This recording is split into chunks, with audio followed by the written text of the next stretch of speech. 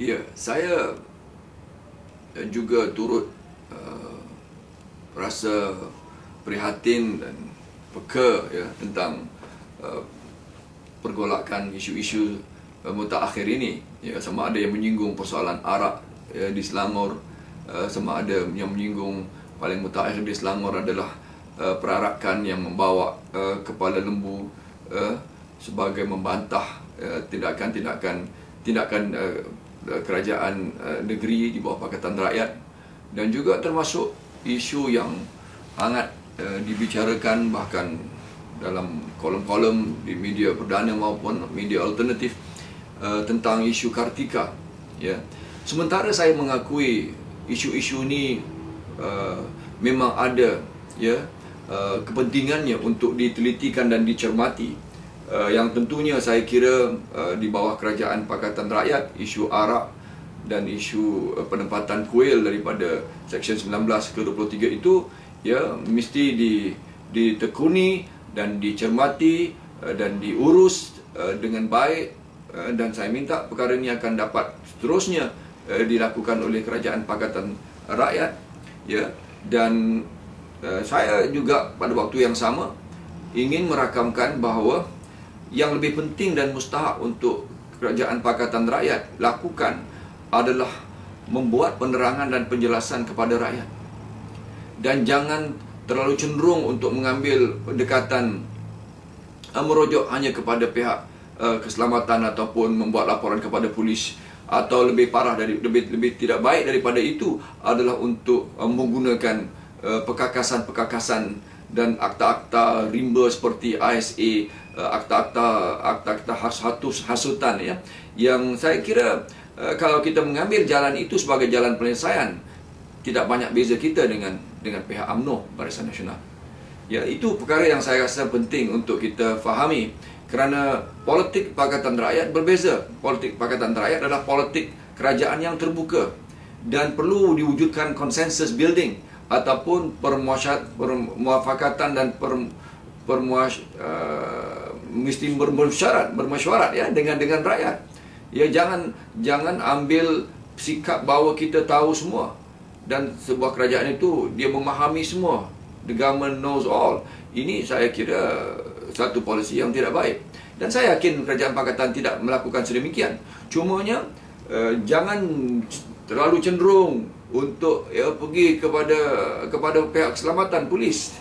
Kerana saya juga seperti mana kawan-kawan dalam NGO yang datang berjumpa saya selaku ahli parlimen Pakatan menyebutkan bahawa jangan sampai kerajaan UMNO Barisan Nasional menjadikan kesemua ini sebagai alasan untuk mereka mengulangi seperti operasi Lalang satu masa dahulu dalam tahun 87, ya, yang bergaduh adalah komponen-komponen Parti Barisan Nasional. Hari ini pun sedang bergaduh MCA, dan yang tertekan adalah mereka dengan penghakisan sokongan terhadap mereka. Tetapi akhirnya yang menjadi mangsa dan dimangsakan, yang dizalimi adalah pimpinan-pimpinan pembangkang, dan hari ini mungkin pimpinan-pimpinan Pakatan Rakyat dan juga pimpinan-pimpinan NGO. Jadi saya cukup sedar dan cukup insaf akan perkara ini, ya. Dan oleh kerana itu, justru itu saya tidak menggalakkan ya cara kita menangani isu ini hanya sekadar secara legal, secara undang-undang dan secara merujuk kepada pihak agensi-agensi kerajaan yang sudah pun kita tahu kesemua perkara ini sebenarnya, ya, peristiwa-peristiwa ini sedikit sebanyak saya kira ada dalangnya, ada perancangan jahatnya, ada yang sedang mengorkestratekannya. Jadi oleh kerana itu Pakatan Rakyat dan pimpinan Pakatan Rakyat harus berwaspada, termasuklah dalam isu Kartika, ya. Isu Kartika ini satu lagi isu yang saya lihat telah meledakkan, ya, telah mencetuskan ya, satu pertentangan, seolah-olah pertentangan agama. Yang kedua-duanya tadi pun ada juga agama dan kaumnya, tetapi di sini pertentangan agama yang apabila dituliskan dalam kolom-kolom di media-media, ya, tentang kritikan-kritikan golongan-golongan tertentu, bukan mengkritik hanya sekadar mengkritik enactment syariah yang berada di Pahang, tetapi juga mengkritik secara langsung tentang hukuman yang dijatuhkan itu yang bersangkutan dengan persoalan undang-undang Islam ataupun undang-undang syariat, undang-undang yang telah dikonunkan, yang telah diperundangkan dalam enactment syariah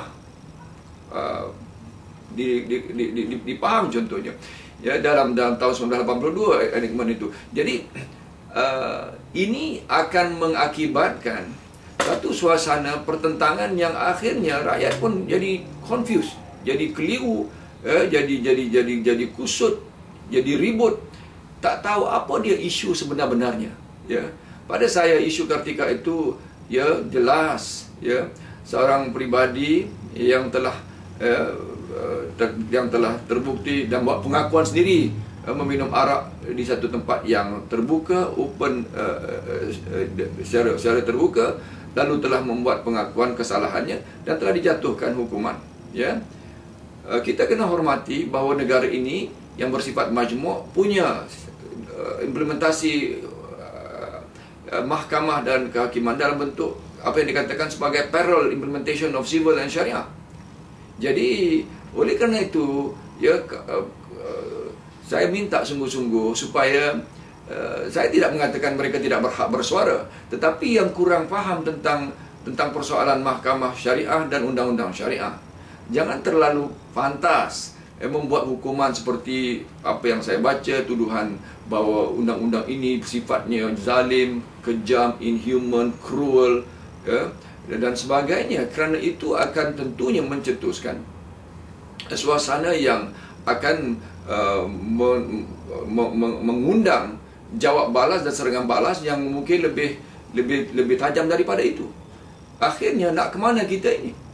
Jadi yang paling saya khawatiri akhirnya, ya, sekadar mengatakan kekhawatiran, kalau beginilah cara kita menangani perkara-perkara ini, yang pada pandangan saya tentunya ada dalang di sana. Ya, bukan persoalan Kartika tadi ada dalangnya, tetapi yang memperhangatkannya, yang merapi-apikannya, ya, kepada satu pertentangan agama kaum ini.